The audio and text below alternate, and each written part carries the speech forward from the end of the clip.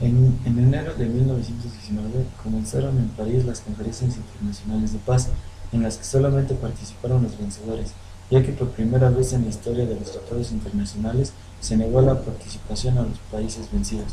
Además, Rusia tampoco fue invitada a participar para no correr el riesgo de que se extendieran las ideas comunistas y el nuevo gobierno. La decisión definitiva correspondió a los representantes de las potencias sobresalientes: Gran Bretaña, Estados Unidos, Francia, Italia y Japón, siendo los cuatro grandes: Wilson de Estados Unidos, Lloyd George de Gran Bretaña, George de Francia y Vittorio de Orlando de Italia, quienes rectificaron los acuerdos. No resultó fácil para los conferenciantes llegar a un acuerdo, porque en el nuevo reparto territorial cada nación tenía intereses particulares que de alguna manera afectaban a los demás, y por lo mismo se buscaba que los tratados satisfacieran a todos los vencedores, lo cual era imposible, y dejaran a Alemania completamente derrotada para evitar una nueva guerra.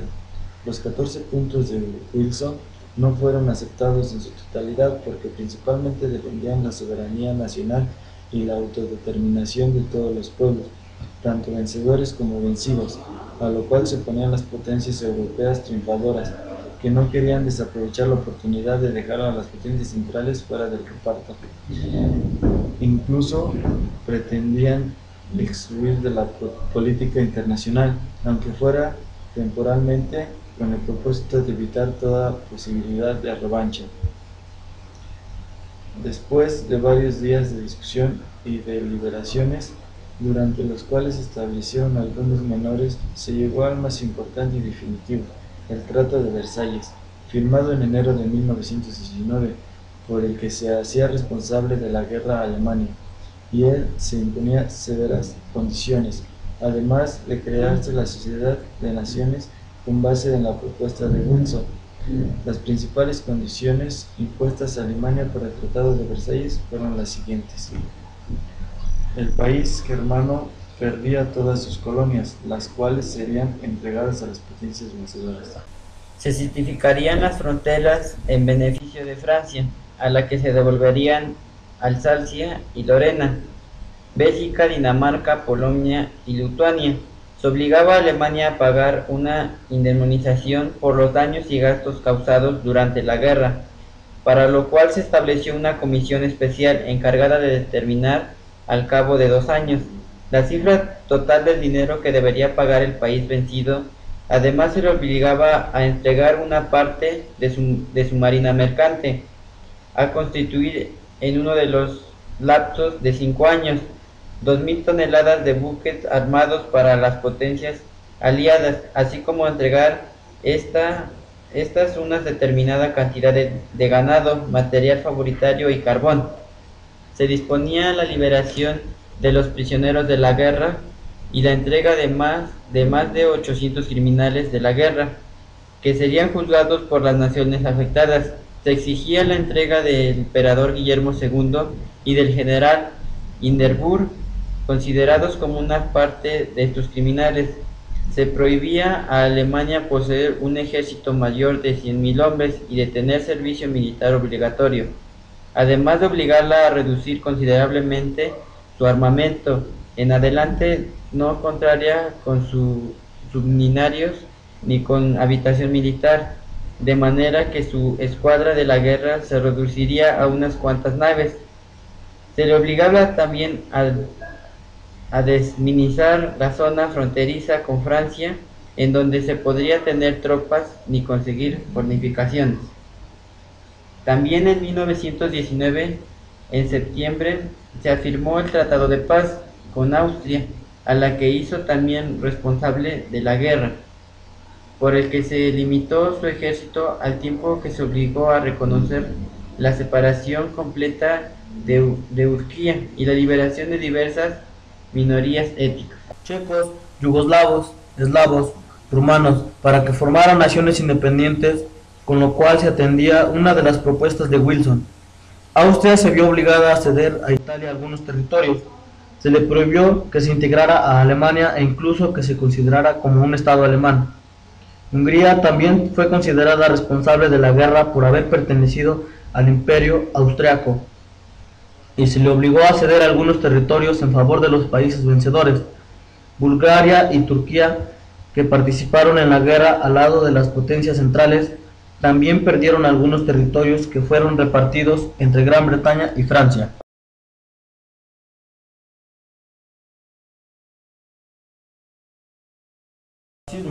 Era una corriente ultranacionalista italiana que, entre otras cosas, postulaba la creación de un Estado fuerte, bajo el liderazgo de un líder carismático y la necesidad de obtener el espacio vital. Orígenes del fascismo. A partir de 1919, en Italia, fue tomando forma una nueva corriente ultranacionalista que postulaba la necesidad de crear un Estado fuerte, capaz de lograr la recuperación económica de la nación, así como la necesidad de obtener lo que los fascistas llamaron espacio vital, el cual consideraban imprescindible para el desarrollo político y económico de su nación. El fascismo tomó su nombre de una organización creada por Benito Mussolini, socialista, que dio un cambio radical en 1914 al publicar sus tesis ultranacionalistas en el periódico Dos, Popolo de Italia, fundado y dirigido por él mismo. Al año siguiente, Mussolini creó los Fascios de Acción Revolucionaria y en 1919 fundó los Fascios de Combate, tomando como modelo los cuerpos militares de la antigua Roma, organizados bajo el símbolo de los fasces, astas o conjuntos de varas que portaban los ministros romanos al frente de las fuerzas militares. En los primeros momentos, los fines del movimiento fascista eran todavía confusos y no se diferenciaban mucho de los que definían otros grupos revolucionarios. El fascismo se proclamaba republicano y proponía una síntesis entre nacionalismo y socialismo, que no estaba claramente definida. Sin embargo, los fascistas fueron ganando adeptos dada su posición nacionalista que reclamaba los derechos territoriales de Italia frente a la admisión de las naciones extranjeras, aparte de que, a diferencia de los otros grupos políticos liberales, católicos y socialistas que padecían divisiones internas, los fascistas demostraban ser un grupo compacto y organizado. Benito Mussolini. Benito nació en Forlì, Italia, el 29 de julio de 1883. Sus padres fueron Alessandro Mussolini, un herrero, y Rosa Maltani, una maestra. Estudió en el colegio Carducci de Forlì-Pompoli, donde se graduó de técnico inferior. En Forlì-Pompoli también se inscribió en el Partido Socialista. Desarrolló actividades sindicales, periodísticas y docentes en varias ciudades del norte de Italia, siendo encarcelado en varias oportunidades. Cuando en 1914 estalló la Primera Guerra Mundial, Mussolini fue expulsado del Partido Socialista por su postura ultranacionalista y favorable al ingreso de Italia en la contienda. Se enroló voluntariamente y combatió hasta quedar herido en 1917. En 1919 creó en Milán los Fossi de Combatimiento, grupo armado en el cual se enfrentó a los socialistas, comunistas y anarquistas. Se ganó el apoyo de los industriales y terratenientes, logrando ser diputado en 1921. En octubre de 1922 organizó la Marcha sobre Roma, junto a 4.000 milicianos fascistas llamados Camisas Negras. Entonces el rey Victoriano Manuel III lo nombró presidente del Consejo de Ministros. De inmediato se dedicó a organizar el Estado fascista. Sus anhelos colonialistas se llevaron a invadir Etiopía 1935, Libia 1938 y Albania 1939. En mayo de 1939 salió Alemania firmando el Pacto de Acero, por el cual Italia participó en la Segunda Guerra Mundial. El 28 de abril de 1945, Mussolini fue fusilado en Dongo junto a su amante Clara Petacchi. Gobierno de Mussolini. A partir del éxito de la marcha sobre Roma y después de que el rey Víctor Manuel III otorgara el poder a Mussolini, este fue tomando gradualmente en sus manos todos los mecanismos del gobierno, hasta llegar a detentar poderes casi absolutos, a pesar de que la monarquía se mantenía vigente. El duce acumulaba los títulos de jefe de gobierno, primer ministro, secretario de Estado y caudillo del partido. Además detentaba la posibilidad de legislar por decreto. En el proceso de transformación de la nación italiana en un Estado fascista, Se establecieron nuevas medidas. El poder supremo estaba en manos del Gran Consejo Fascista, al que pertenecían los altos cargos del partido y cuyo presidente era el primer ministro. Este Gran Consejo elegía a los candidatos a la Cámara de Diputados, además de tener la prerrogativa de ser consultados sobre cualquier cuestión de importancia.